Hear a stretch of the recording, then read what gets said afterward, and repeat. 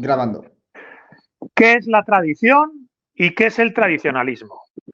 Voy a tratar de hacer mínimamente en 10-15 minutos una suerte de cartografía muy básica sobre esta cuestión y a partir de aquí entonces entrar al debate. En primer lugar, el tradicionalismo tiene una primera capa, un primer vector que voy a llamar de tradicionalismo histórico y contrarrevolucionario. Tradicionalismo histórico y contrarrevolucionario, cuyo carácter fundamentalmente es católico, en menor medida ortodoxo, y que, ojo, siendo cristianismo, siendo un tradicionalismo cristiano y contrarrevolucionario, nunca será protestante. El protestantismo entraría ya del lado de la modernidad. El cristianismo luterano, calvinista y en todas sus derivadas entraría en la modernidad. El catolicismo, el cristianismo ortodoxo contrarrevolucionario es, en primer lugar, antimoderno. Y en este sentido hay que entender que este tradicionalismo contrarrevolucionario tiene una importante impronta política. De hecho, surge al calor de una revuelta o rebelión religiosa, pero también política, contra el despliegue de la modernidad. En este sentido, el tradicionalismo contrarrevolucionario está vinculado a eso que despectivamente los liberales llamaron el antiguo régimen. El tradicionalismo contrarrevolucionario es el que se opone a lo que él mismo considera la subversión de la tradición en Europa. Subversión que obviamente tiene que ver con las revoluciones burguesas liberales, pero también con lo que será después las revoluciones proletarias, socialistas e incluso en menor medida las revoluciones nacionalistas de la dimensión identitario-nacionalista. En este sentido, el tradicionalismo contrarrevolucionario es contrario a la revolución moderna en todas sus formas, a las que considera siempre una espita de subversión, y se postula como defensor de eso que despectivamente los liberales han llamado el antiguo régimen y que en puridad habría que llamar la comunidad política cristiana. La comunidad política cristiana. El tradicionalismo contrarrevolucionario tiene fundamentalmente matriz católica, en menor medida ortodoxa, nunca, por supuesto, protestante, y es contrario a las revoluciones liberales, a las revoluciones después del socialismo marxista e incluso, aunque en menor medida, a las revoluciones en su carácter identitario nacionalista. Y esta contrarrevolución se hace en defensa de la comunidad política cristiana, que es esa que despectivamente, como he dicho antes, los liberales han llamado antiguo régimen. Ahora, este antiguo régimen, cuando se está derrumbando fruto del avance de la revolución, fundamentalmente la revolución francesa, pero también americana, es porque este antiguo régimen está en crisis, está en un proceso de esclerosis. El antiguo régimen, a través de la exacerbación de las monarquías absolutas, se ha convertido por la exacerbación de las monarquías absolutas, se ha convertido en algo fofo y degradado, que no está a la altura del ideal de la propia comunidad política cristiana. Casi me atrevería a decir del orden estamental medieval. En este sentido, no le va a dar tiempo a eso que llaman los liberales el antiguo régimen a regenerarse desde dentro, a sanar desde dentro, porque antes de que eso ocurra, ya rampla contra el antiguo régimen la revolución, los liberalismos, los socialismos, los nacionalismos, con ese punto de partida tan importante que es 1789, en España la Pepa, en 1812, por supuesto, la revolución marxista en 1917 en Rusia, pero en todo caso el rasgo característico sería un catolicismo contrarrevolucionario y antimoderno. Que, ojo, desde mediados del siglo XIX hasta mediados del siglo XX va a estar, entre comillas, dando guerra, peleando contra el despliegue de la modernidad. De hecho, me atrevería a decir que el primer catolicismo contrarrevolucionario sería el del Imperio Español, el de la España imperial contra luteranos y calvinistas. Posteriormente, ya a mediados del siglo XIX, hay un catolicismo contrarrevolucionario que en este caso está luchando dentro de sus propios territorios contra el avance de lo que sería la subversión moderna. Casi me atrevería a decir, fijaos, de la primera guerra carlista, 1833, a la guerra civil española, a la guerra que gana Franco entre el 36 y el 39. Bien, ese es el proceso histórico del tradicionalismo contrarrevolucionario, donde por supuesto está el carlismo, donde por supuesto está Donoso Cortés, pero ojo, también está el canciller Metternich, austriaco, y por supuesto está un personaje como Hilary Belloc, en Inglaterra, en el ámbito británico. Bien, pues este tradicionalismo contrarrevolucionario es político en primera instancia y solo en segunda instancia es doctrinal. Pretende actualizar el cristianismo católico frente a la subversión liberal, socialista y nacionalista contra, entre comillas, los hijos de Lutero, pero el propio proceso de guerra, de contrarrevolución, impide en gran medida su despliegue doctrinal y tiene fundamentalmente una impronta política. He de decir que, a mi humilde entender, este tradicionalismo contrarrevolucionario de matriz fundamentalmente católica y que ha sido tan importante en España y en los países de influjo hispánico, se mata a sí mismo con el Concilio Vaticano II. El catolicismo tradicional se hace el harakiri, se pega un tiro con el Concilio Vaticano II.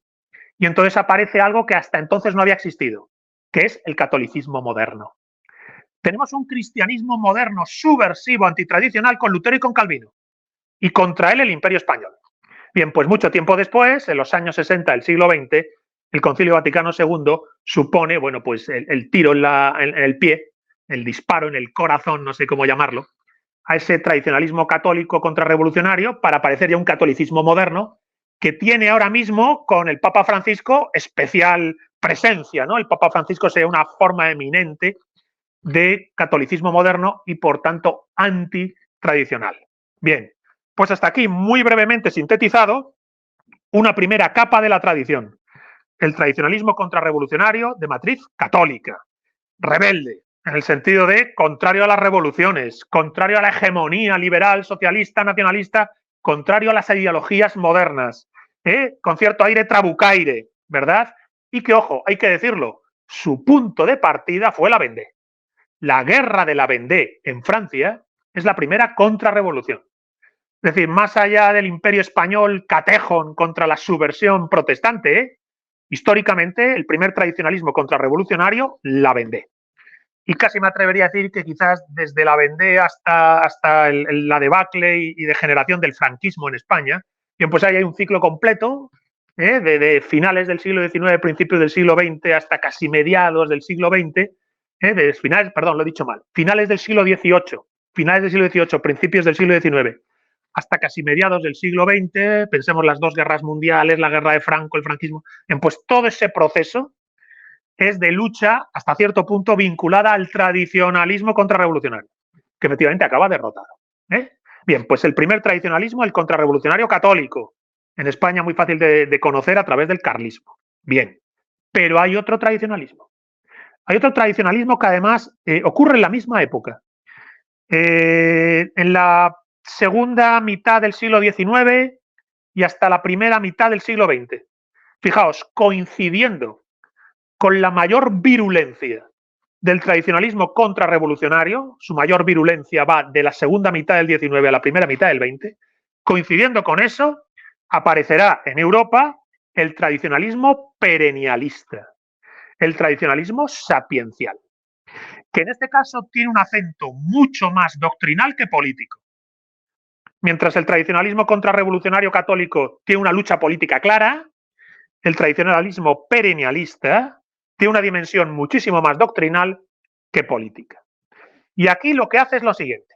El tradicionalismo perennialista parte de la subversión moderna. Entiende que la subversión moderna, para comprenderla, hay que remitirse a la decadencia de la tradición. Si ha sido posible un proceso subversivo como el de la Revolución Francesa, es porque previamente la comunidad política cristiana, la cosmovisión tradicional europea, ya estaba putrefacta. Entonces el tradicionalismo perennialista busca el origen del problema y lo busca en cómo ha sido posible la subversión. La subversión ha sido posible por la decadencia y la decadencia ha sido por el olvido del elemento más profundo y central de la cosmovisión tradicional.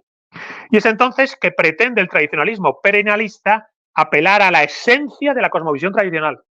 Y aquí se va a acercar como quien busca una suerte de piedra roseta que descifre el significado profundo de la tradición, se va a acercar a las tradiciones orientales, sobre todo al Sanatana Dharma, al hinduismo, que desde la Edad del Bronce, fijaos, desde el Rig Veda, ha mantenido una línea de continuidad, sin rupturas, sin adulteración, capaz de generar distintas vías y posibilidades de adaptación a la experiencia mundana y contingente, se ha mantenido viva a lo largo de los siglos. Y aquí se va a ir localizando una serie de elementos que podríamos decir que son troncales, raíz, esenciales a la cosmovisión tradicional. El principio de la identidad suprema, la metafísica de la no dualidad, el Soham, del sánscrito, Soham, yo soy, el principio de aseidad en el centro del alma humana, el yo y el Padre somos uno, que dice Cristo en el Evangelio y que acaba por propiciar que los fariseos le condenen a muerte, ¿verdad? Por decir yo y el Padre somos uno. Bien, este tradicionalismo perennialista es en el que yo estoy formado a través de mi maestro Antonio Medrano y de otros autores españoles que merecería quizás la pena mencionar, el propio Raimon Panikkar, que os sonará a muchos, ¿verdad? Pero mi maestro Antonio Medrano estaría en ese tradicionalismo perennialista. Tradicionalismo perennialista que, si bien es verdad que tiene como matriz fundamental el Sanatana Dharma, el estudio de los Vedas, del Arya Marga, el significado metafísico universal de los conceptos claves del hinduismo, también apelará en ocasiones al budismo, sobre todo al budismo de los orígenes, o al taoísmo. Bien, la metafísica como elemento troncal, raíz de la cosmovisión tradicional, una metafísica que ya no es especulativa ni discursiva, sino que es empírica y experiencial, se pone en el centro de la cosmovisión tradicional. Y como elemento de regeneración, frente a lo que sería la decadencia de la tradición en Occidente, de ese tradicionalismo católico, cristiano, esclerótico, de las monarquías absolutas y que ha sido barrido a través de la subversión moderna. Aquí podemos hacer referencia a distintos autores: René Guénon, Fridtjof Schuon, Coomaraswamy, Ébola, en España Antonio Medrano, Raimon Panikkar. Pero ojo, también importante, no solo autores que son, entre comillas, testigos de la tradición en su sentido perenne y sapiencial, sino, ojo, un fenómeno interesantísimo. En la segunda mitad del siglo XIX, no testigos, maestros, formados en las cadenas iniciáticas del Sanatana Dharma, viajan por primera vez a Occidente e incluso predican, no tanto para la conversión al hinduismo de los occidentales, sino para la comprensión por parte de los occidentales de la metafísica profunda que subyace a su propia tradición cristiana. Pensemos en Vivekananda, el primer hindú que predica, entre comillas, da a conocer el Sanatana Dharma en Occidente. Más famoso, Paramahansa Yogananda, ¿verdad? Tiempo después, Swami Muktananda, o el éxito que tiene la figura de Ramana Maharshi, nunca salió de la India Ramana Maharshi, pero entre los perennialistas en Occidente. Entonces, el tradicionalismo perennialista, más doctrinal que político, buscando esa suerte de piedra roseta que permite rescatar las perlas tapadas, olvidadas de la tradición en Occidente, mirando, decía la piedra roseta, de los elementos universales, radicales, centrales del Sanatana Dharma del hinduismo, en menor medida del budismo y en menor medida del taoísmo. Bien, dos elementos entonces: tradicionalismo contrarrevolucionario, tradicionalismo perennialista. A partir de aquí, un tercer nivel que merece la pena comentar. Ya me estoy alargando, voy por 15 minutos, dame 5 minutos más, por favor. Mirad, el tradicionalismo contrarrevolucionario y el tradicionalismo perennialista coinciden en el tiempo. Segunda mitad del siglo XIX, primera mitad del siglo XX. Ambos son antimodernos. Ambos tienen claro que se está desplegando en Occidente, entre comillas, el Kali Yuga, el reino del anticristo, la oscuridad babilónica. Bien, ambos son antimodernos. El uno es más político, el contrarrevolucionario. El otro es más doctrinal y filosófico, el perennialista. Y aunque coinciden en el tiempo, no se ponen de acuerdo. No ha habido convergencia ni sinergia entre el tradicionalismo contrarrevolucionario católico y el tradicionalismo perennialista y sapiencial. Para el tradicionalismo contrarrevolucionario, el perennialismo es exótico, esotérico, gnóstico, ajeno a la tradición europea. No es asimilable por el cristianismo, no es asimilable por el cristianismo, pues el cristianismo necesariamente sería antiesotérico y antiiniciático. Y en el perennialismo se está poniendo en el centro esa dimensión esotérica e iniciática. El esoterismo como principio y como vía, que dice el perennialista Fridtjof Schwann. Para el tradicionalismo contrarrevolucionario, el perennialismo no serviría para hacer la guerra al mundo moderno. Bien, para el perennialismo ocurre en cierta medida lo mismo, pero desde su ángulo, desde el ángulo contrario. Para el perennialismo, el tradicionalismo contrarrevolucionario católico es unilateral, sectario, de parte, limitado y limitante, carente de una técnica operativa de autoconocimiento y liberación, puramente exotérico, incapaz de confrontar realmente el mundo moderno. Para el perennialismo, el catolicismo tradicional es demasiado poco. Para el perennialismo, el tradicionalismo católico es demasiado poco. En este sentido, los dos ni convergen ni entran en simbiosis. No ocurre eso, no va a haber sinergia. Se mantienen a distancia, como mucho con cierto respeto, pero poco más. La posibilidad de una contrarrevolución inspirada en el perennialismo, el tradicionalismo católico no lo contempla. La posibilidad de un cristianismo regenerado desde esas estructuras metafísicas universales del perennialismo y la tradición sapiencial, los perennialistas consideran que es apenas posible, pues el tradicionalismo católico cristiano sería refractario a dicha posibilidad. En este sentido, aunque parece que coinciden en los trascendentales, tradicionalismo perennialista y tradicionalismo contrarrevolucionario no han hecho piña. A partir de aquí, y hemos hecho ya 3 capas: tradicionalismo contrarrevolucionario, tradicionalismo perennialista e incapacidad de sinergia y simbiosis entre ambos. Incapacidad por ahora. Bien, un par de cositas más. Quiero hacer una pequeña postilla para señalar el tradicionalismo que voy a llamar tradicionalismo eboliano, vinculado a la figura de Julius Evola. Evola es tradicionalismo perennialista. Es un perennialista, como Guénon o Schwann, como Comaraswamy, como Antonio Medrano o Raymond Panikkar. Pero su tradicionalismo es un tanto particular. En primer lugar, él hace una impugnación al ciclo cristiano. Considera que el cristianismo ha acabado por ser un caballo de Troya de la subversión moderna y solo con una profunda rectificación ese cristianismo serviría. En ese sentido, su vocación de confrontación al cristianismo es más fuerte que en ningún otro perennialista. Por otra parte, Evola plantea que en la regeneración espiritual de la cosmovisión tradicional para Occidente, lo primero es la Sofía Perennis, la tradición sapiencial. Pero esta hay que buscarla en Occidente, en Roma, en el medievo gibelino, las leyendas del Grial y el mito templario, en el hermetismo, en las enseñanzas y simbolismos del hermetismo y sobre todo en la asunción de una suerte de Vama Marga o vía de la mano izquierda.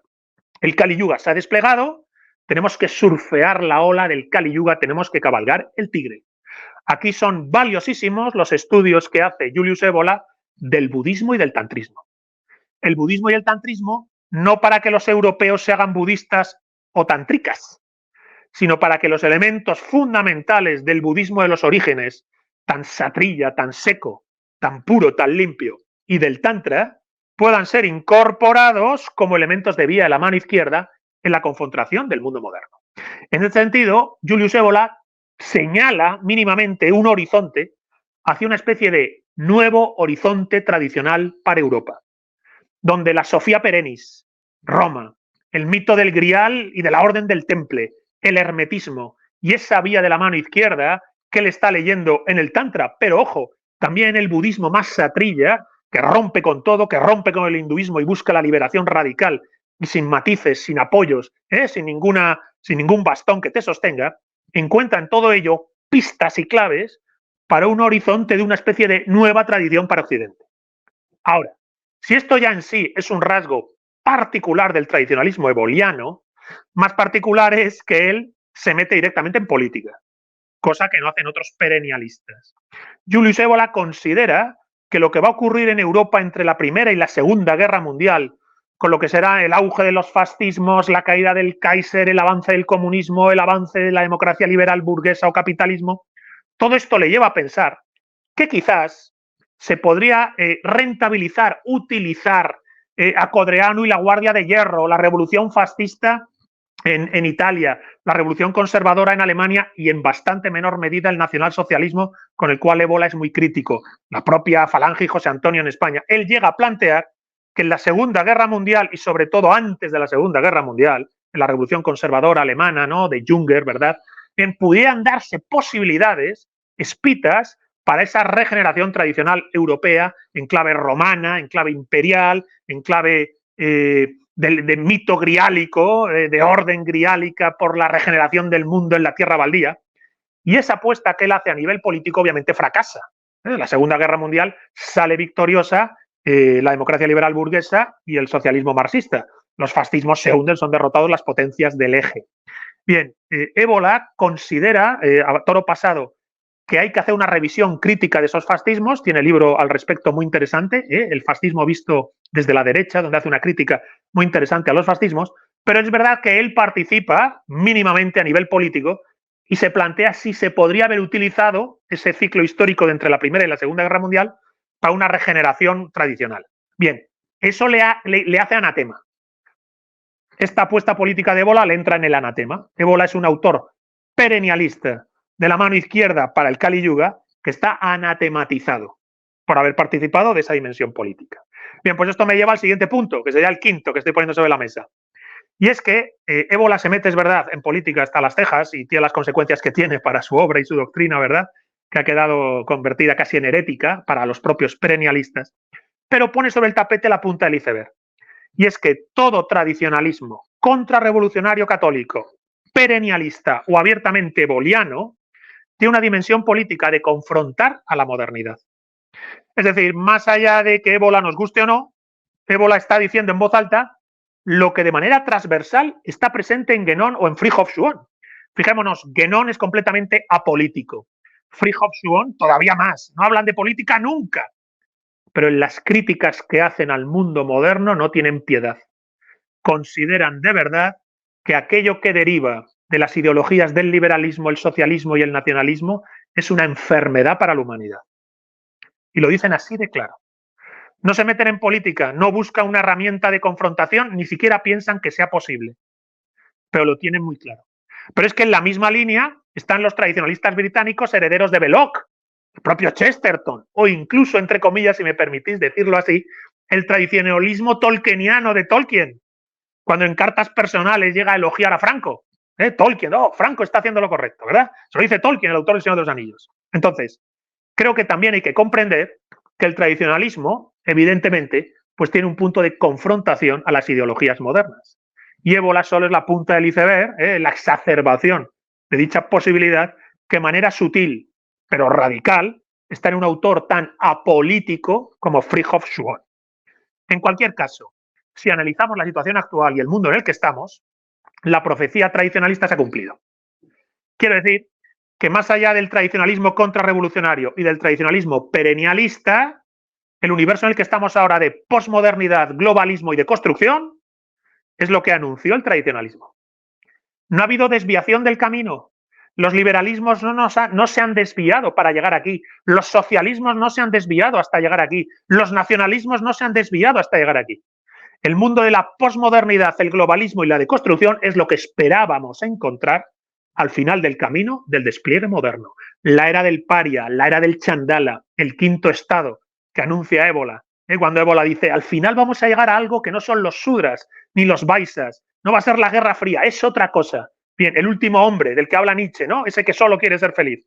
Ya estamos ahí en la era del paria. Posmodernidad, globalismo y deconstrucción. Bien, pues frente a esto, ¿qué podemos hacer los tradicionalistas? Estamos en la tierra baldía. En la tierra baldía de las leyendas del Grial. El rey pescador está herido, la primavera no llega. Bien, pues yo creo que aquí hay que entender varias cuestiones. En primer lugar, que la vía personal, vertical, central, nunca se cierra. El Soham, yo soy, la aseidad de la tradición, la identidad suprema, que es el argumento primero de la cosmovisión tradicional, siempre está abierto. En segundo lugar, que si estamos en la tierra baldía, estamos en el rey herido, el rey pescador, en la ausencia de primavera, como nunca antes, la vía de la mano izquierda, surfear la ola, cabalgar el tigre, convertir la oscuridad en oportunidad. A partir de aquí también saber que no hay herramienta política. Esto está muy claro, lo dice el propio Ébola en los años 60. No hay vehículo político que articule una contestación de la cosmovisión tradicional frente a la subversión moderna. No tenemos vía política.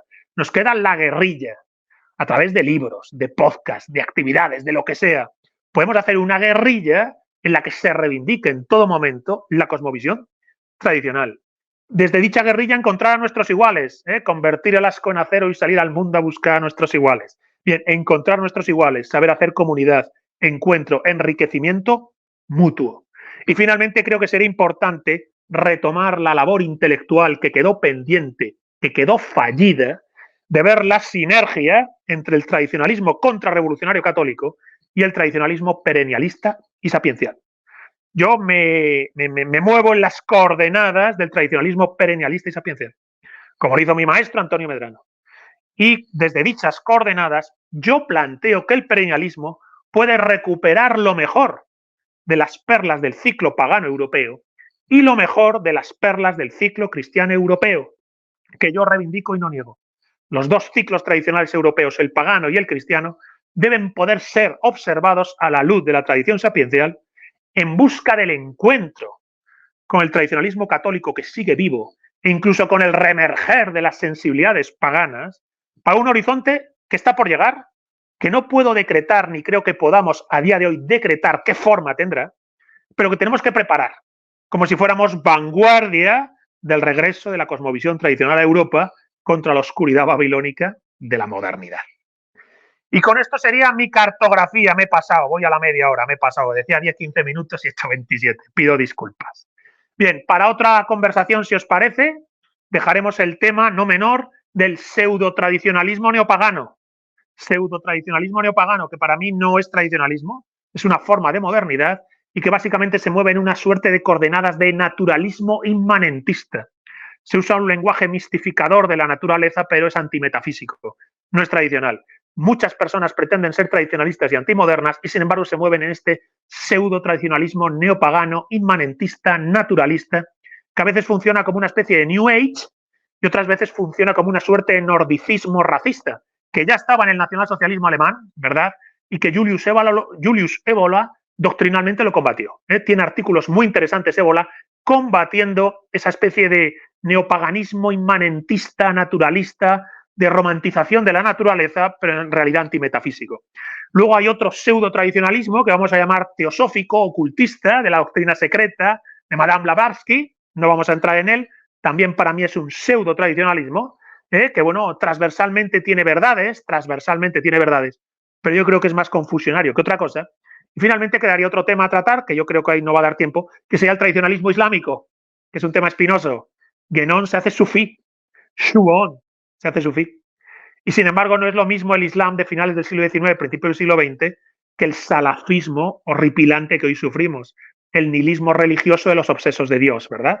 Bien, pues eso si os parece sería, si os parece para otra conversación. Entonces ahora yo pongo sobre el tapete tradicionalismo contrarrevolucionario, tradicionalismo perennialista, la falta de convergencia entre ambos, la dimensión política del tradicionalismo, muy evidente en Ébola, pero que está presente en todos, y finalmente, ¿qué hacer a día de hoy?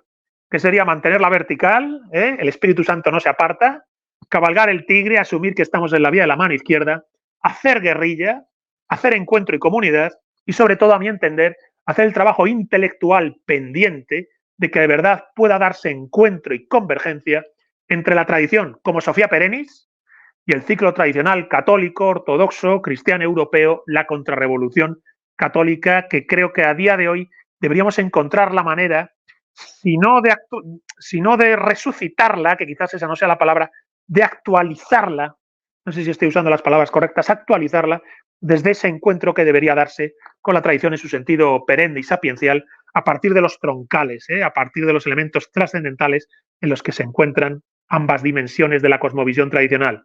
La tradición como religio perennis, la tradición como contrarrevolución. Media hora, hasta aquí. Vaya, he hecho el doble de lo que pensaba. Pido disculpas, pero bueno, creo que servirá para el debate. Por favor, Sebastián, Diego, vosotros.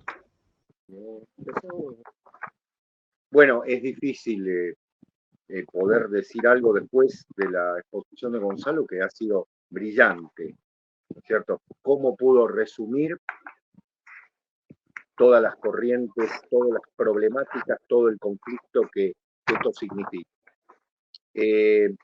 Yo estaba pensando y anoté varias cosas cuando Gonzalo hablaba en torno de la dificultad que tenemos los occidentales, y creo que también hay que trasladárselo a Oriente, en torno de lo que podemos llamar el Kali Yuga, la Edad Oscura, cuando ya las instituciones que deberían, o que esperásemos, deberían cumplir un rol, no pueden cumplir.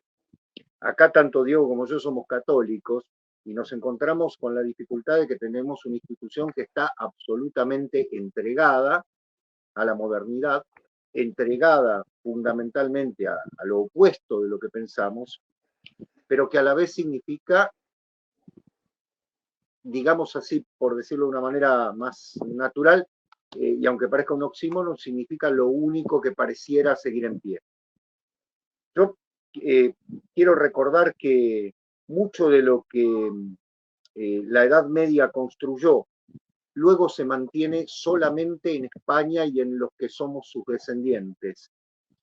Con esto no estoy haciendo un halago exclusivo de España, sino que realmente lo representó, ¿no? La monarquía austríaca representó un catejón en muchos sentidos de lo que Europa estaba, estaba viviendo.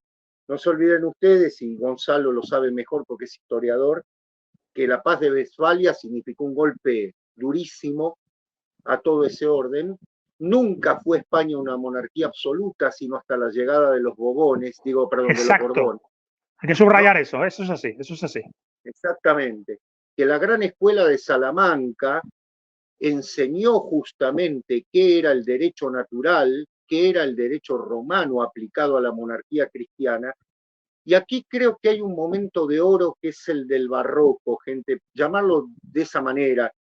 Creo que lo que decía Gonzalo maravillosamente, esa síntesis de la tradición católica y de la tradición perennialista y por decirlo de alguna manera también de la tradición pagana, fue lo que entendió el barroco, ¿no? Cuando el catolicismo asume que no solo es cristianismo, yo sé que estoy diciendo algo que por ahí parece contradictorio y demás, pero el catolicismo asumió elementos del paganismo muy notables que formaron parte de la mejor tradición en ese sentido. Y esto se pierde primero con el golpe de Westfalia, luego con la llegada de los Borbones a España, y nosotros no hicimos más que replicar con revoluciones falsas, como bien decía Gonzalo, importadas, con la traición que significaron los franceses para España. No se olviden ustedes que los franceses fueron los que los traicionaron primero, ¿no? Vendiéndose de un lado y de otro, a pesar de los pactos de familia que vendrían después y demás, pero fueron los primeros que traicionaron desde al mundo austríaco, por llamarlo de una manera, al mundo habsbúrgico. Y ahí voy a hacer un salto, pero digo, hay dos momentos. Uno es la España carlista, en eso lo comparto plenamente con lo que dice Gonzalo del siglo XIX, la gran reacción carlista, y en segundo lugar lo que significó el único imperio desmembrado de Europa luego de la Primera Guerra Mundial, que es el Sacro Imperio Austrohúngaro. Es la última ecúmene que queda en pie y la desarman, la desarticulan, la destrozan, ¿no? El último príncipe católico que queda en pie es destruido, definitivamente. Después vendrá, obviamente, la cruzada española, eso ya más cerrado en el territorio español, pero marcando algo particular. Y para dejar sobre la mesa lo que bien decía Gonzalo, ¿no? ¿Cómo hacer en este momento frente a lo que significa la disolución final de las instituciones que tendrían que seguir siendo antimodernas, cómo hacer para sostener una tradición como lo es la tradición católica para los que somos hispanoamericanos?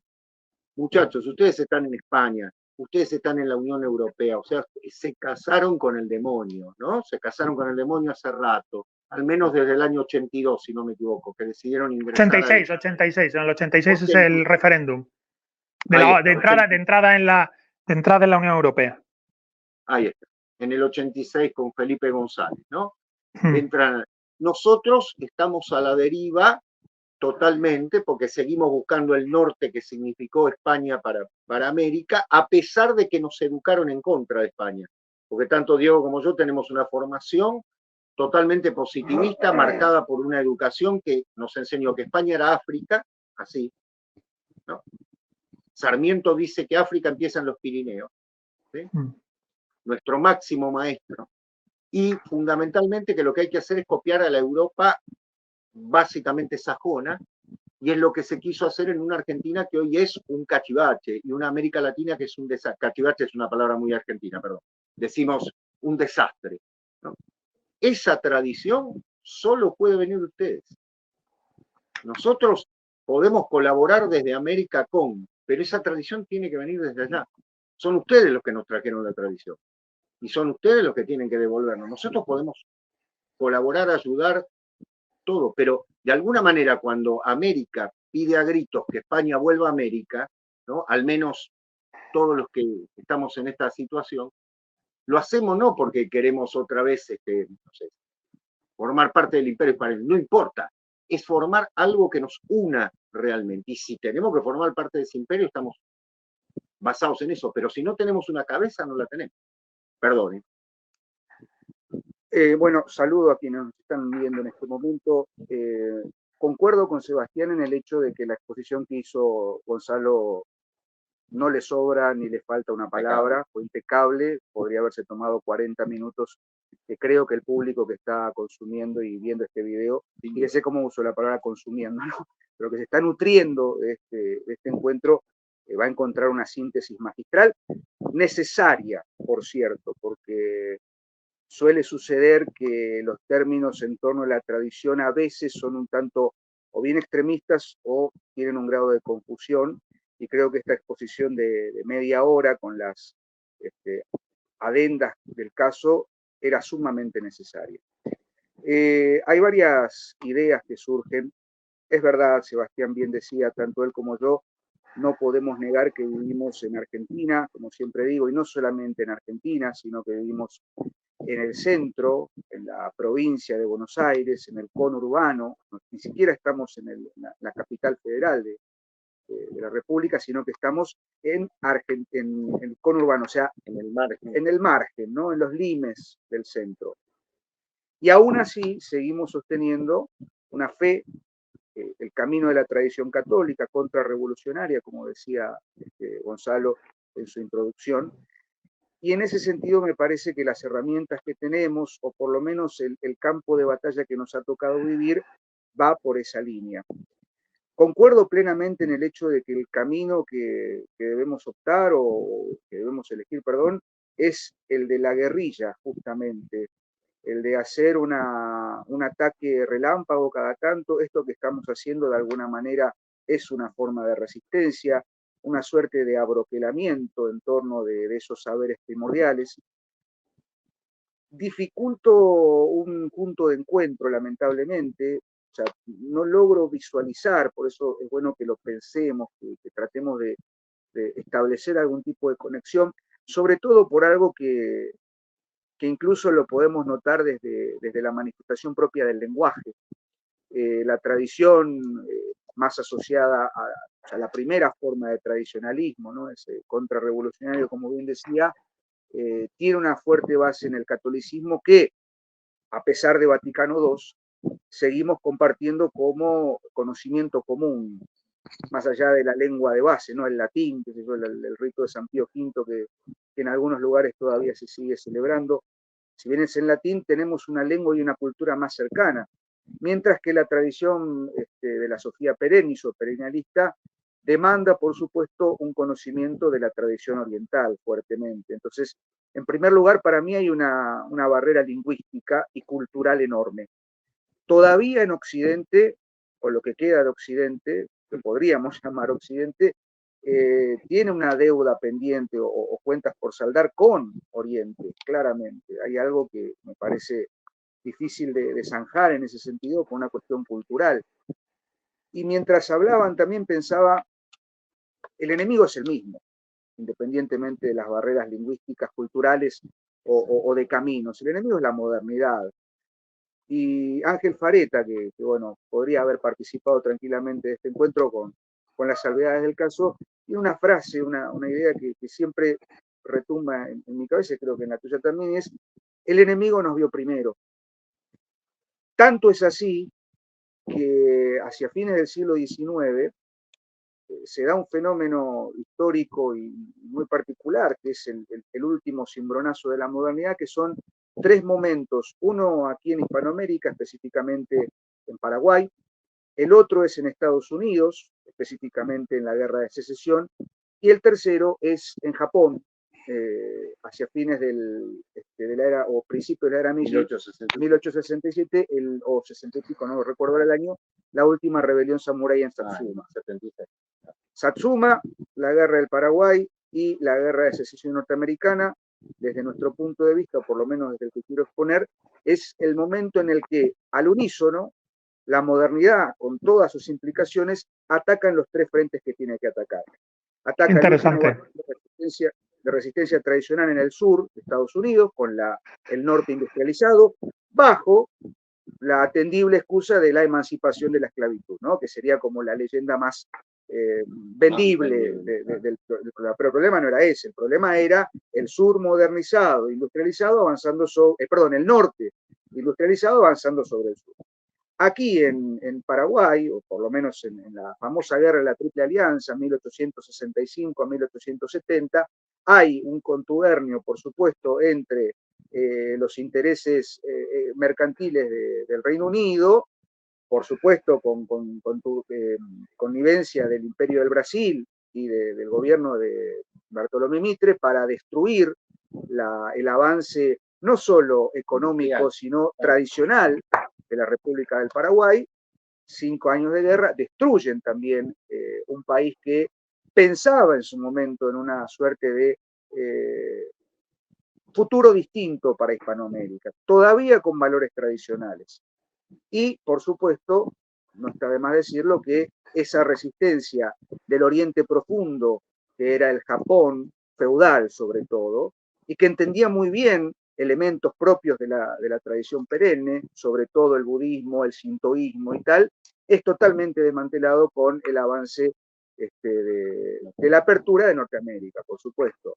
No es para nada inocente que las armas que fueron utilizadas en esas tres situaciones bélicas eran fusiles ingleses o norteamericanos. Digo, esto para entender también que en los momentos de mayor necesidad de resistencia es cuando con mayor fuerza ataca el enemigo. No por nada ahora, digo, trasladando todo lo que haya que trasladar, no por nada ahora el enemigo ataca por todos los frentes. Ataca por el frente económico, ataca por el frente político, ni hablar de la disolvencia política que hay, por lo menos aquí en América, en Hispanoamérica, de notoriedad, ni hablemos de Europa, pero también ataca desde lo que aquí llamamos la cultura, ¿no? La famosa batalla cultural. La modernidad ha logrado desarticular el principio, entre otras cosas, el principio de subsistencia de la condición humana, el principio de familia, ¿no? Es decir, y creo que ahora, llamémosle Kali Yuga, llamémosle, ¿cómo se dice? Edad de hierro, llamémosle tal vez parusía, estamos en tiempos parusíacos para los que defendemos, perdón, casi pido la cámara, para los que defendemos una tradición católica preconciliar, son momentos catejónticos, si se me permite el término, y creo que lo fundamental, en principio, es tratar de disolver esas limitaciones que antes mencionaba, ya culturales, ya lingüísticas, y encontrar un punto en común. Creo que el horizonte es el mismo, creo que la lucha, la batalla, el combate es el mismo. Y creo que hay que hacerlo a conciencia y asumiendo, desde mi punto de vista, la realidad y la coyuntura en la que nos estamos desenvolviendo. En nuestro caso, hablo por mí, tal vez por Sebastián, en mi caso particular, es seguir bregando, seguir pensando, seguir sosteniendo una visión de la tradición católica en cuanto a la restitución o tal vez la evocación de aquello que fue el rito sagrado, ¿no? de la misa, no como comunión solamente, sino como instancia sacrificial, como el misterio del sacrificio de Cristo, que Qué es, bueno. digamos, entre otros, el misterio de nuestra fe católica. En mi caso no tengo la posibilidad de iniciar o de haber hecho una búsqueda en otras tradiciones, como puede ser la tradición sufi, tal vez, quizás es la más cercana, o lo que queda con más énfasis dentro del perennialismo. Soy argentino, en realidad soy paraguayo naturalizado argentino, con más razón todavía, soy católico y vivo en Hispanoamérica, y tengo la deuda con esa tradición, en este caso, del primer grupo que mencionaba Gonzalo, que es la tradición contrarrevolucionaria. Así las cosas, la batalla recién empieza o continuará. Oye, pues puedo comentar, he tomado varias notas, me ha encantado cómo has terminado. La batalla recién empieza. Voy a tomar como punto de partida eso. Es decir, la batalla ya se perdió. La batalla ya se perdió. Tras el ciclo histórico que supone la Primera Guerra Mundial, la Guerra Civil en España, la Segunda Guerra Mundial, la Guerra Fría, la caída del muro de Berlín, y llegado el momento actual de posmodernidad, globalismo, deconstrucción, la batalla ya se perdió. Lo cual significa que hay que empezar de nuevo. Hay que empezar de nuevo esta guerra. Y en esta guerra, que es ante todo espiritual y cultural en primer lugar, bueno, yo creo que hay que asumir que esa guerra primero es interior. Tú tienes que ser el tipo humano antitético a la posmodernidad, el globalismo y la deconstrucción. En tu manera de hablar, de pensar, de callar, de actuar, de moverte, de quedarte quieto, de trabajar, de ganarte la vida, de trasladar tus ideas en todo, desde que te levantas hasta que te acuestas, te construyes en antítesis a la posmodernidad, el globalismo y la deconstrucción. A partir de aquí, fijaos, he tomado varias notas. Lo primero, son notas que he tomado de los dos, ¿vale? No sé si es de uno o de otro, pero creo que entre las dos hacen un cuerpo orgánico interesante. No hay vía política, no tenemos herramienta política. Estamos en sede vacante, se decía, ¿no? Después del Concilio Vaticano II, los rebeldes, Monseñor Lefebvre, ¿os acordáis que decía? No tenemos ni trono ni altar, ni rey ni papa. Estamos en sede vacante. No tenemos vía política de contestación. Ahora, ¿somos españoles o descendientes del proceso histórico que llamamos España? En Argentina y en Toledo, ¿verdad? Bien, España fue catejón. Efectivamente fue obstáculo providencial contra la subversión. La primera contrarrevolución de la historia es la del Imperio Español contra Lutero, contra Calvino, la lucha contra el despliegue protestante en Europa.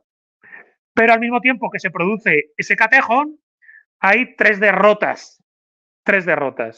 La paz de Westfalia, que es la primera y la más importante.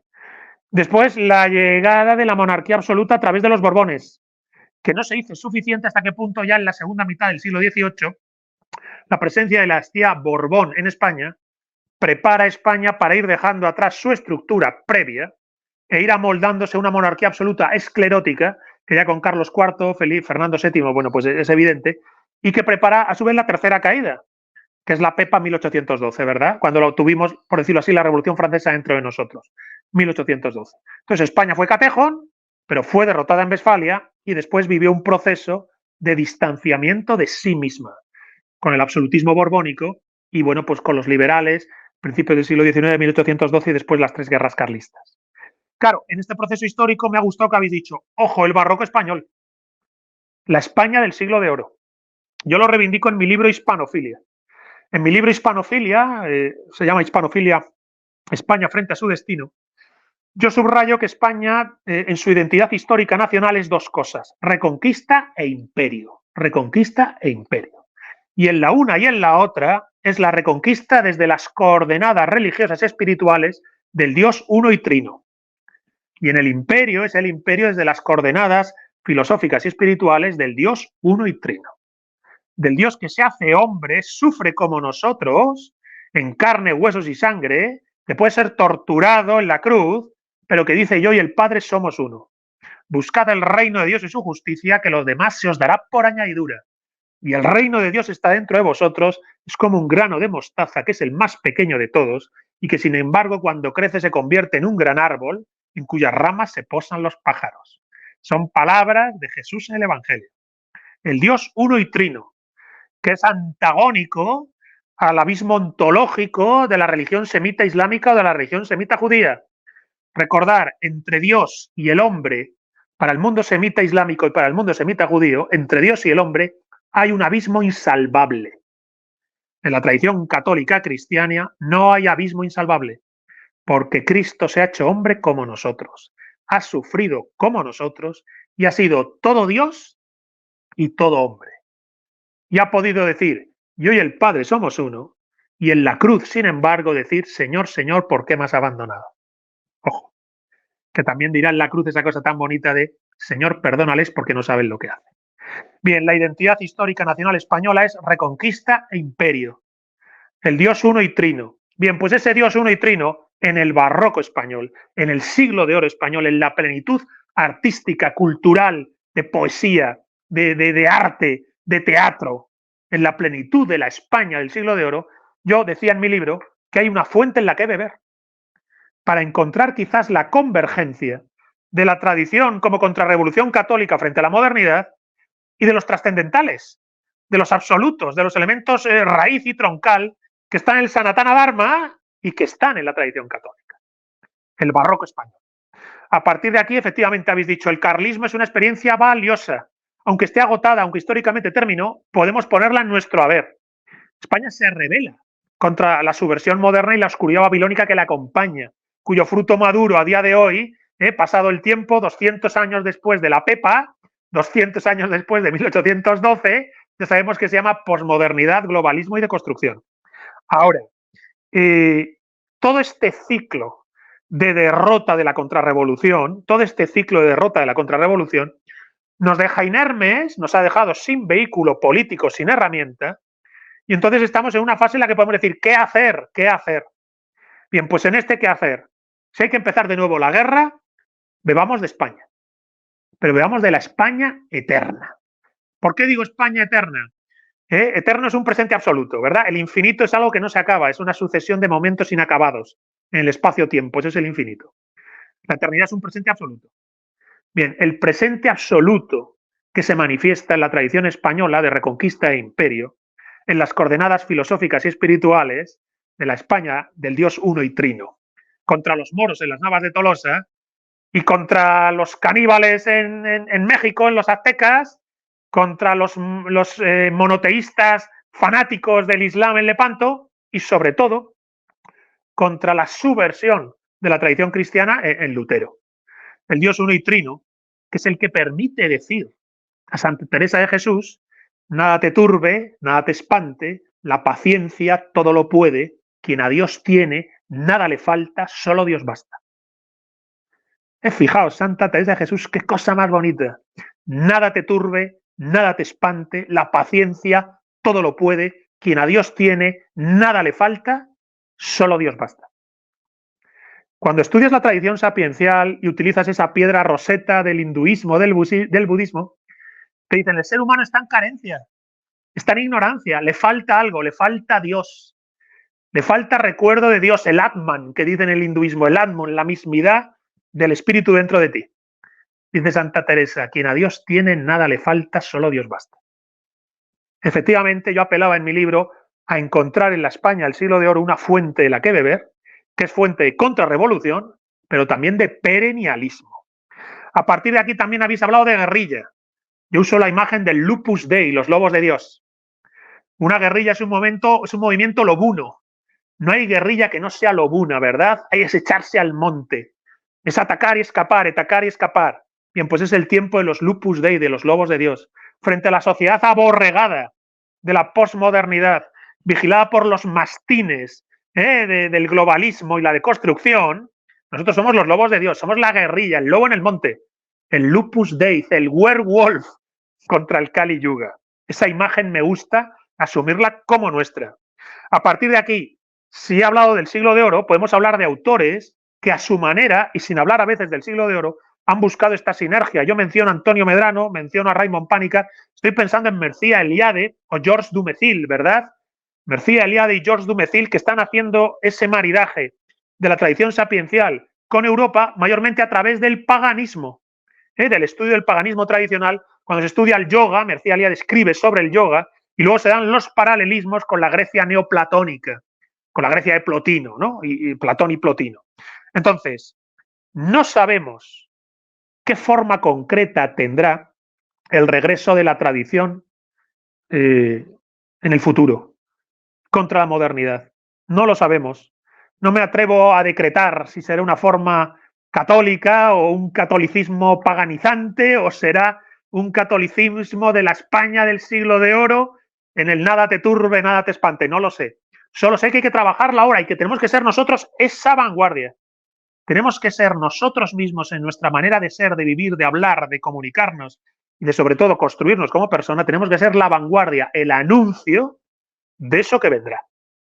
Esa también es la función del Lupus Dei en su guerrilla, ser en ti mismo el anuncio, la antítesis, el elixir de la eterna juventud alquímica contra la putrefacción, contra el hombre carente, con el hombre paria, la era del paria, el hombre en estado de carencia, dice el budismo, ¿no? El ser humano está en estado de carencia, de sed, nunca descansa, no puede parar, no deja de sufrir.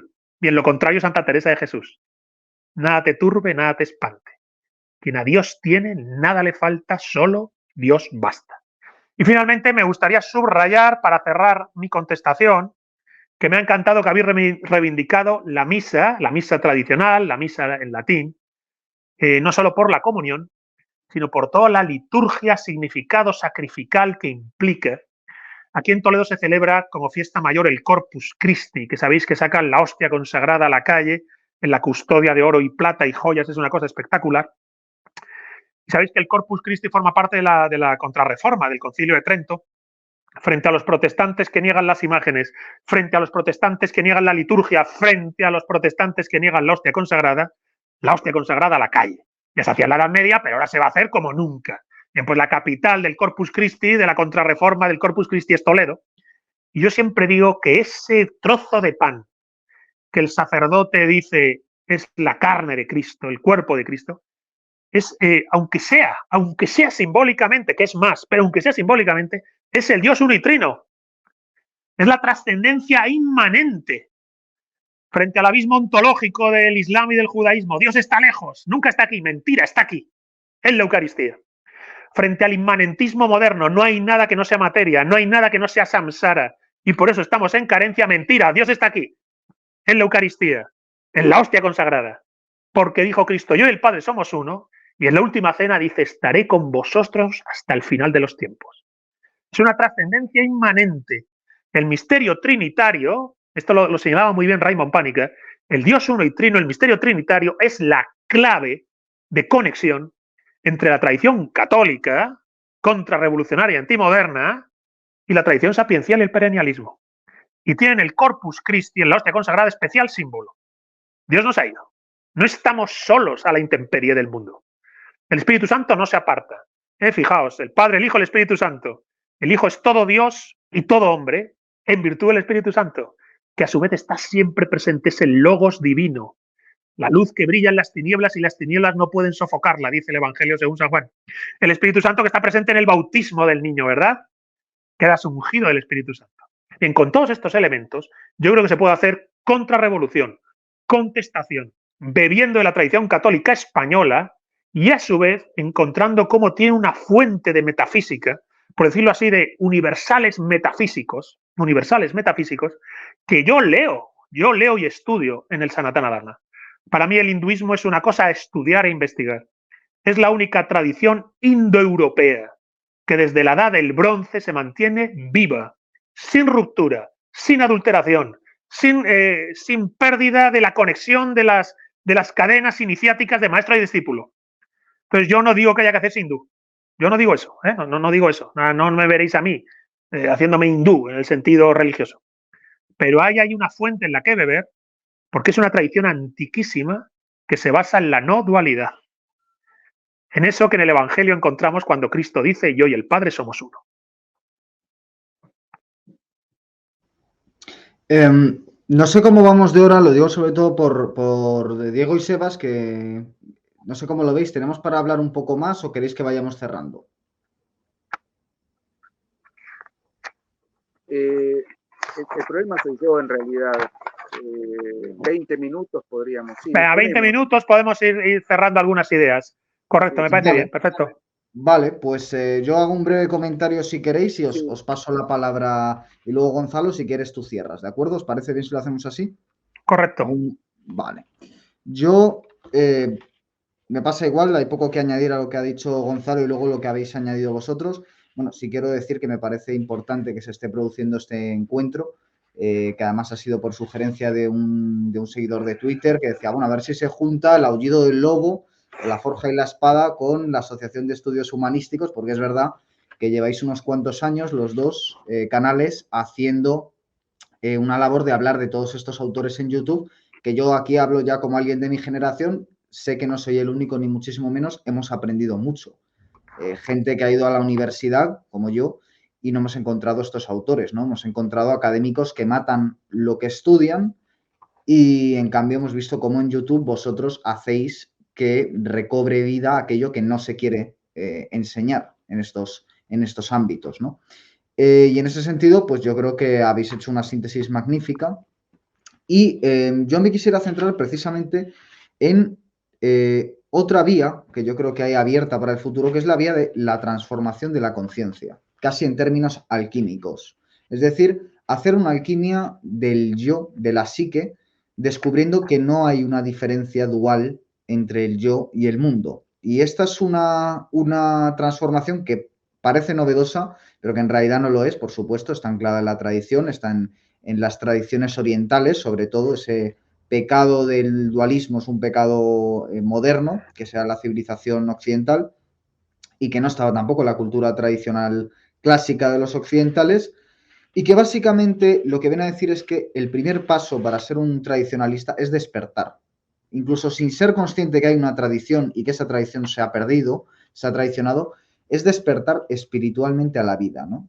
Saber que no solo eres materia y que no solo eres espíritu, sino que estás en ese mundo intermedio, en ese anima mundi de los platónicos, de los neoplatónicos, que está a caballo entre estas dos realidades, ¿no? Y al final, tradicionalista es todo aquel que al mismo tiempo se opone a la modernidad. No porque el tradicionalista se construya reactivamente, como nos ha ocurrido a muchos, que nos hemos hecho tradicionalistas porque nos asqueaba la modernidad. En origen fue la modernidad la que se construyó contra la tradición y de hecho la modernidad no es nada más que la negación de la tradición, de la misma forma que el mal no es nada más que la negación del bien. El mal es una sombra, es alejarte de la luz y la modernidad es una sombra, es alejarte de la tradición. Entonces, ahora nosotros parecemos reaccionarios, pero realmente el reaccionario es el moderno, que dejó de mirar a la Arcadia del pasado y se puso a mirar a la utopía irrealizable del futuro, y que a día de hoy sigue empeñando nuestra existencia en nombre de estas utopías que nunca llegan a realizarse, pero que lo hipotecan todo. Y fundamentalmente lo que acaban hipotecando es ese mundo trascendental, ese mundo espiritual, ese mundo metafísico, que es la primera y última afirmación de la tradición. Lo divino existe. Lo divino es Dios y aquí cada tradición puede decir lo que quiera sobre esta deidad, pero lo divino existe. Y yo os quiero dar las gracias por habernos descubierto a los autores, tanto Gonzalo como Diego, como Sebastián, a muchos jóvenes, por habernos, supongo que también no tan jóvenes, por supuesto, no quiero hacer esta distinción, pero para la gente de mi generación que hemos llegado cuando el desierto era muy hondo, cuando no había prácticamente nada de lo que agarrarse, ha sido muy importante acabar por unas razones o por otras, dando con unos tipos que con un lenguaje totalmente accesible y al mismo tiempo preciso, y al mismo tiempo de tener este material audiovisual también tenían una bibliografía, como puede ser el libro que decías de Gonzalo, Hispanofilia, El poder del mito, su libro sobre los celtas, etc. Sebastián con su libro Los otros, su libro sobre el héroe, o Diego con sus textos sobre Shakespeare, por ejemplo, y otras tantas cuestiones que ha trabajado.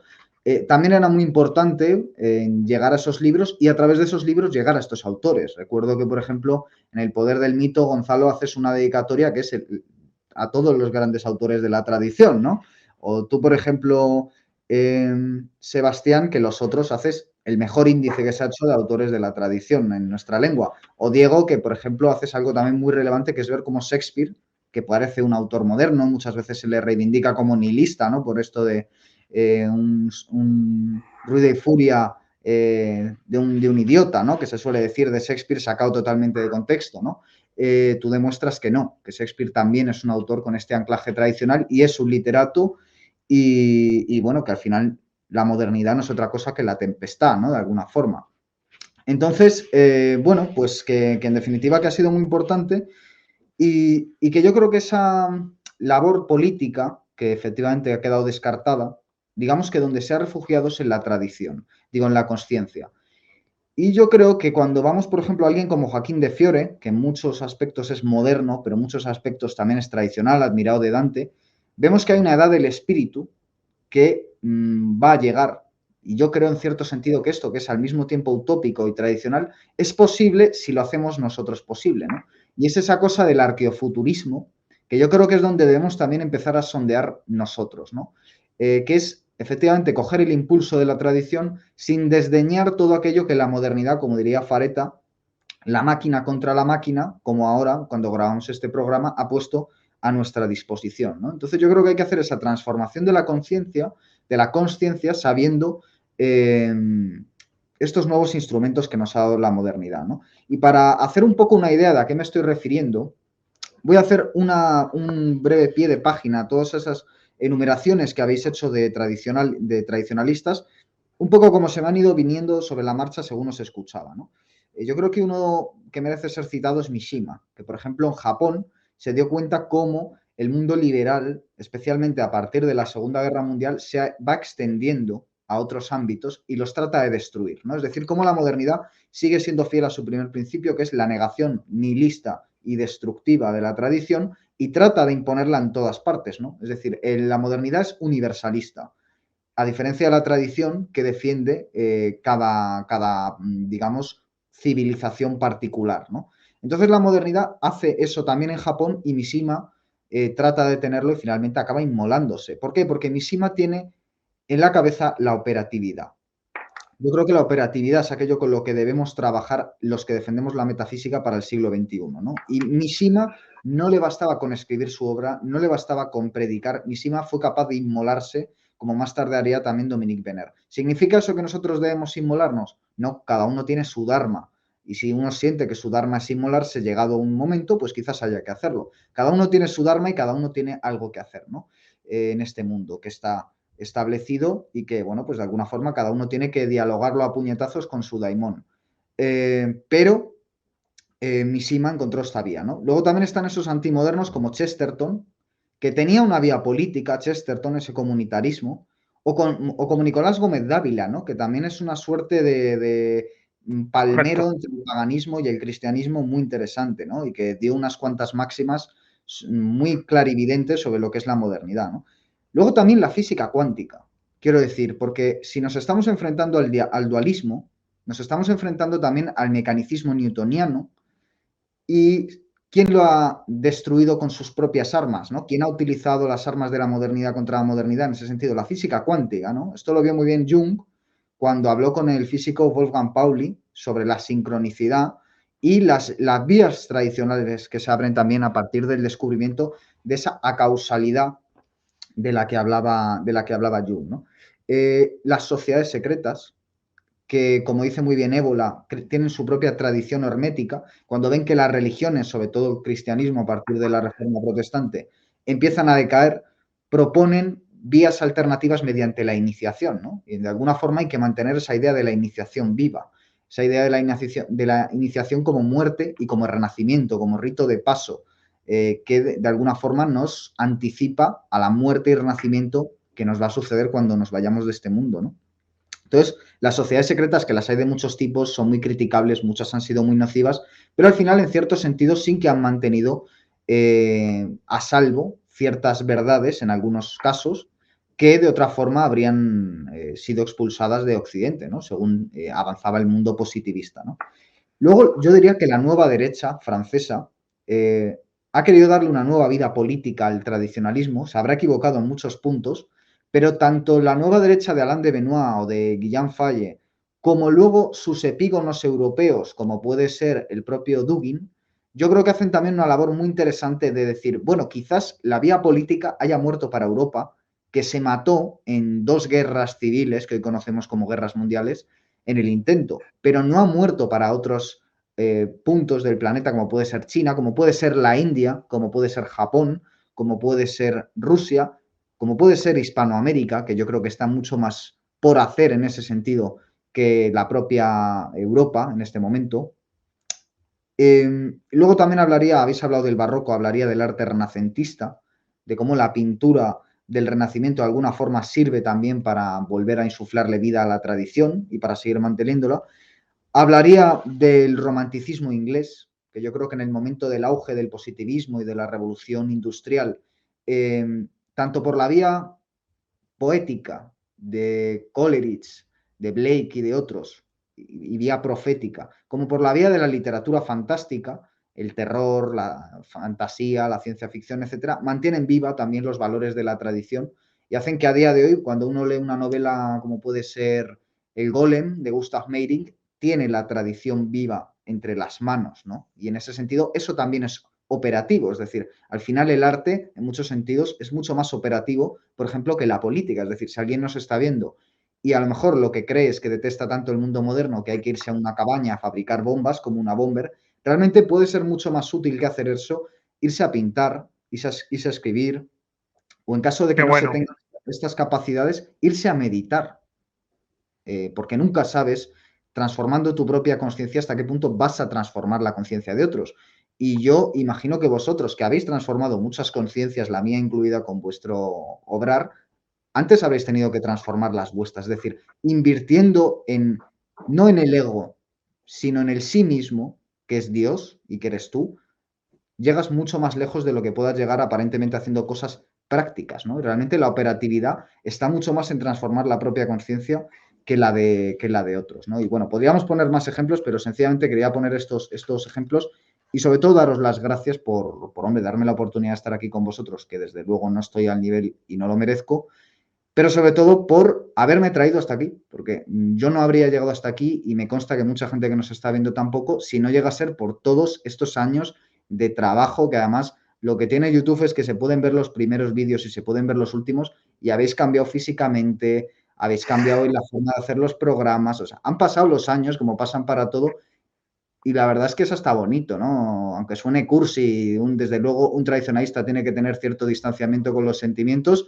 pero al final es bonito, ¿qué cojones? ¿Por qué no decirlo? Así que os quiero dar las gracias. Oye, gracias a ti por tus palabras. Gracias a ti. He tomado unas notas, pero si queréis comentar vosotros y yo luego, o como me digáis, no sé. Yo lo primero que voy a decir, Guillermo, respecto del cambio físico, si yo tenía 15 kilos menos cuando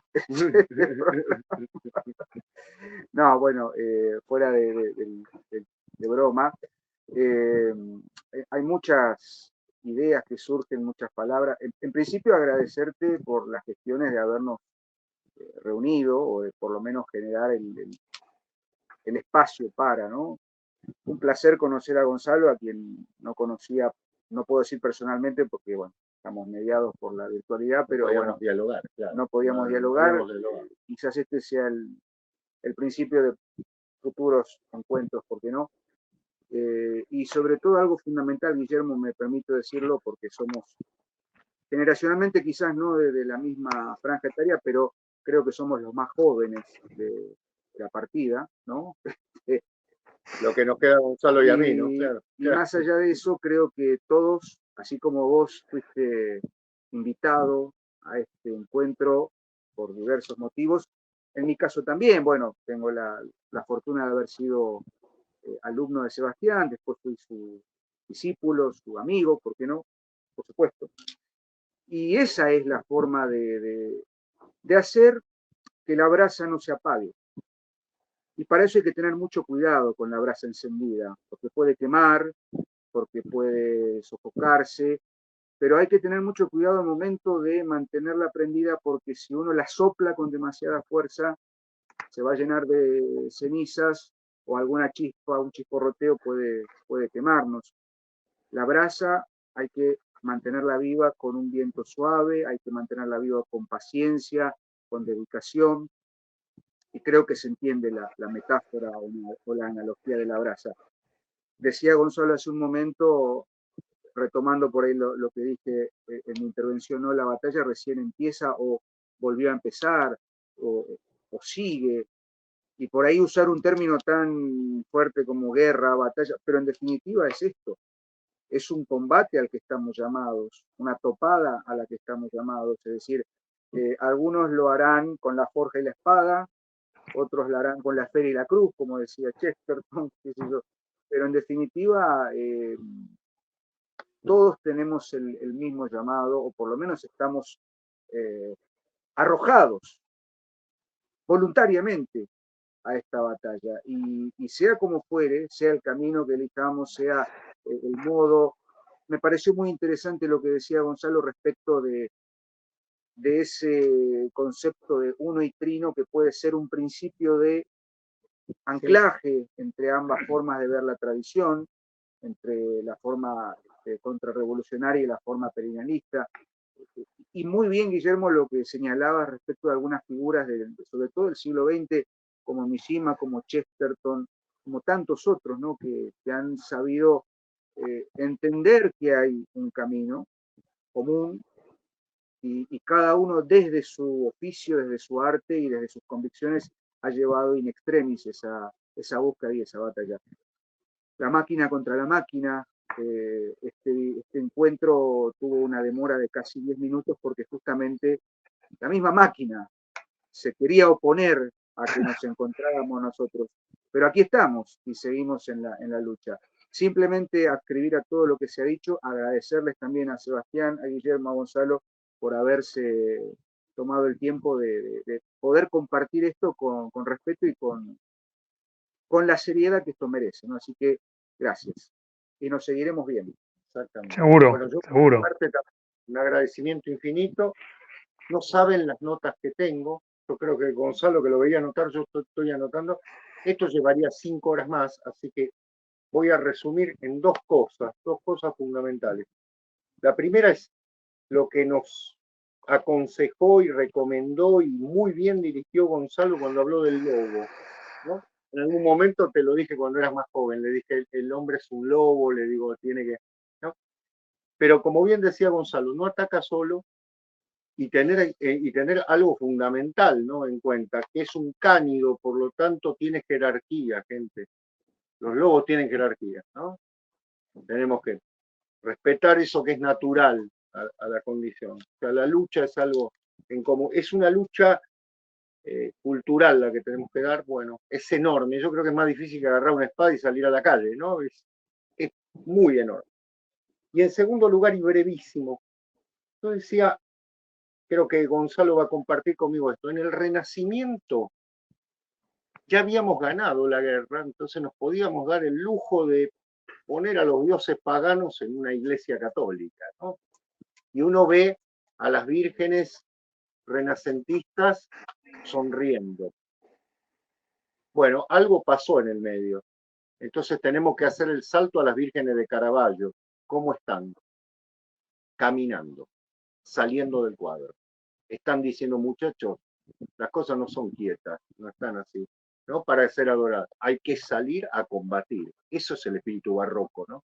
Y ese es el espíritu que, bueno, hablábamos hace un rato, es el espíritu que enseñó España, ¿no? Que muy bien resumió Gonzalo, ¿no? Es reconquista e imperio. Bueno, nosotros acá estamos esperando el retorno del imperio.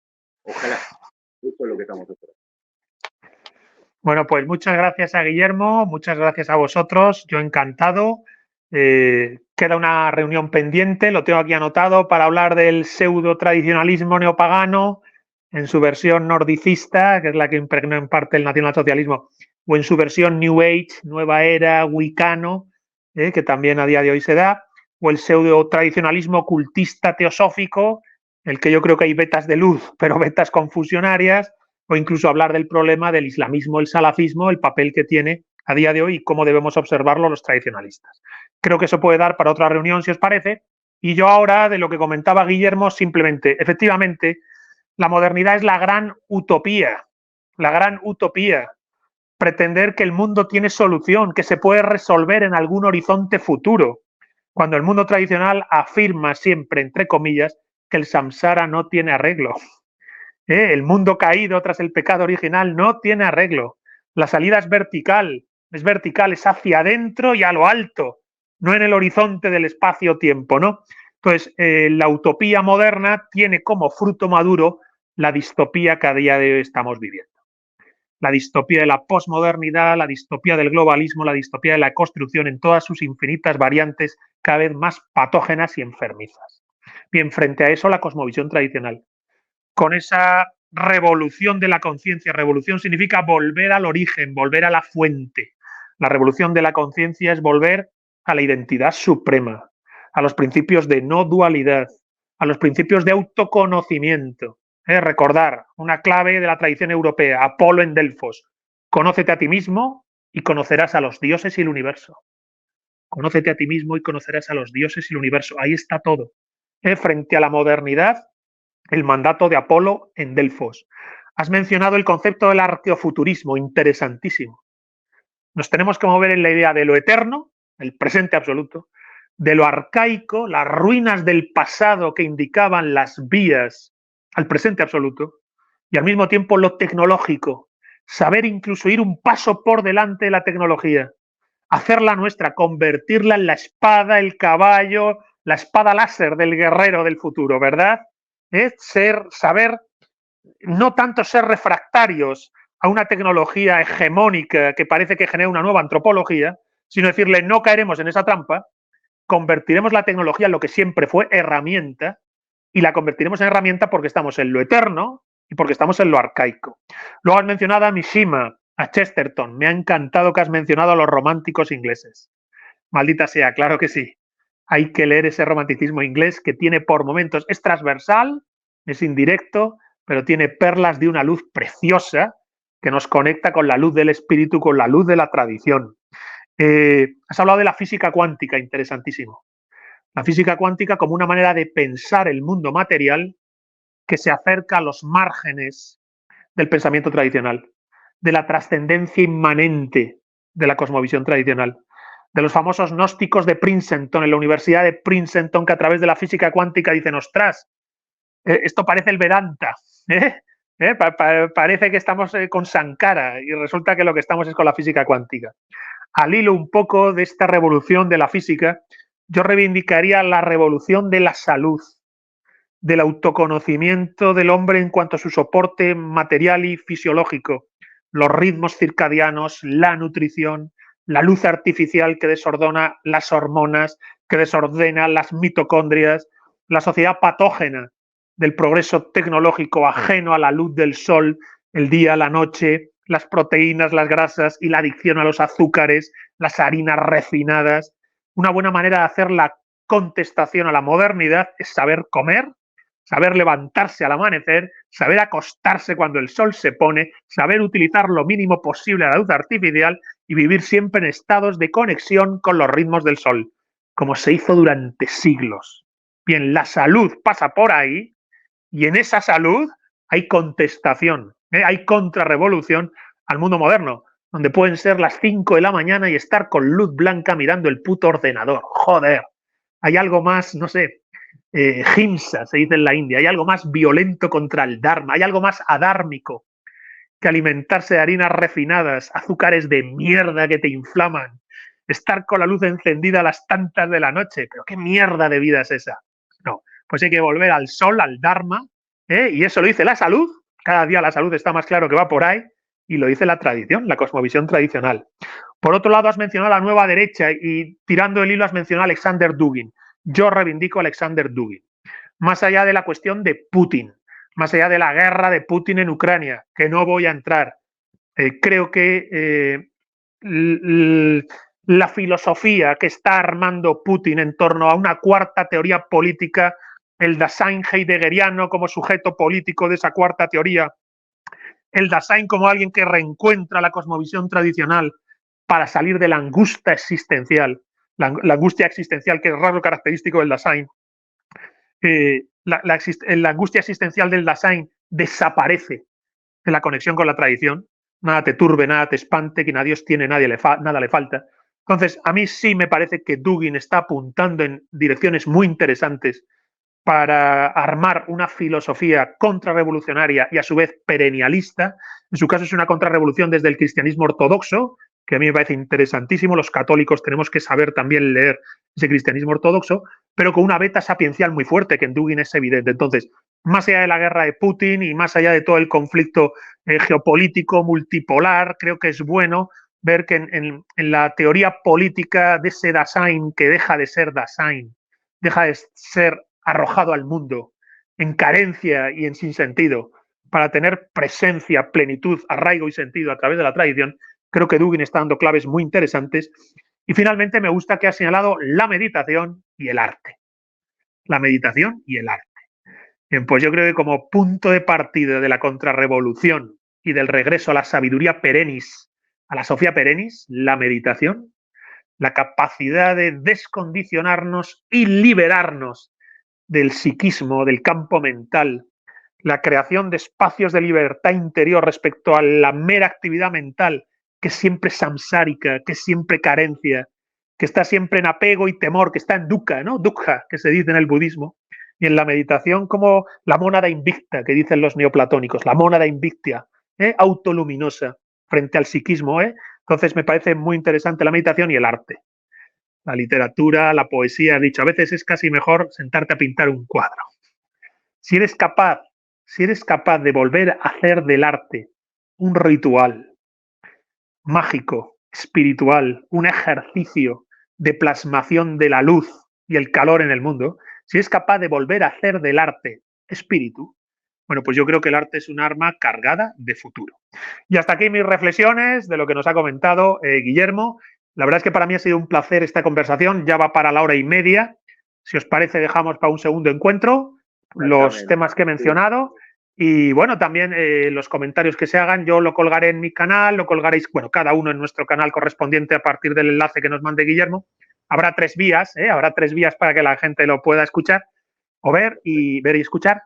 Y a partir de ahí, bueno, pues estamos en marcha, somos los Lupus Dei, ¿vale? Estamos en la guerrilla, los lobos echados al monte contra el rebaño de borregos y los perros guardianes de mierda, que solo saben ladrar y guardiar borregos y apenas saben nada de qué significa la invulnerabilidad interior y la libertad de quien es dueño de sí.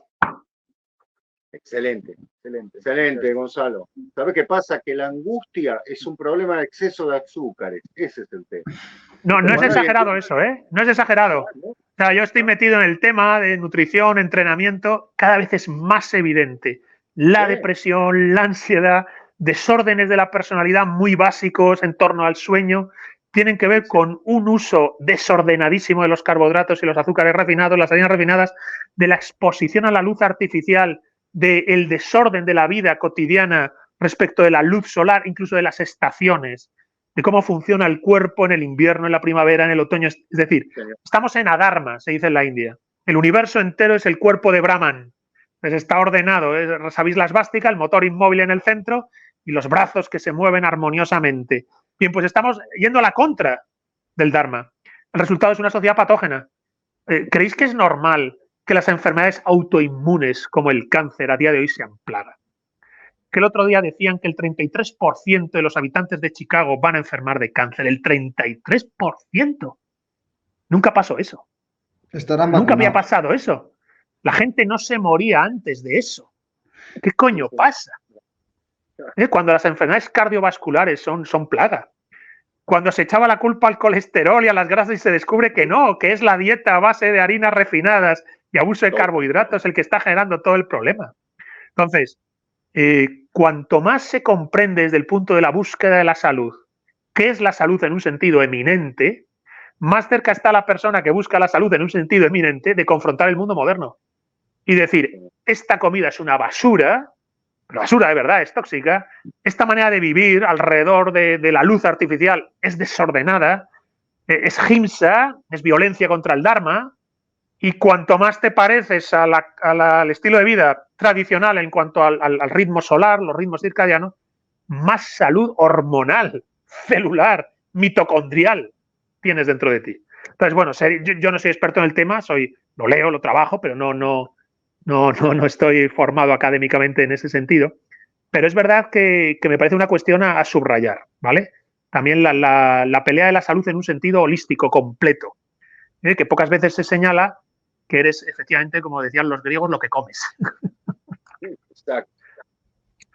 Bueno, pues muchísimas gracias a todos y, bueno, pues por mi parte poco más. Buscamos otro el mes que viene o el siguiente para hacer la segunda parte. Genial. Así sea. Un gusto. Un abrazo enorme. Gracias.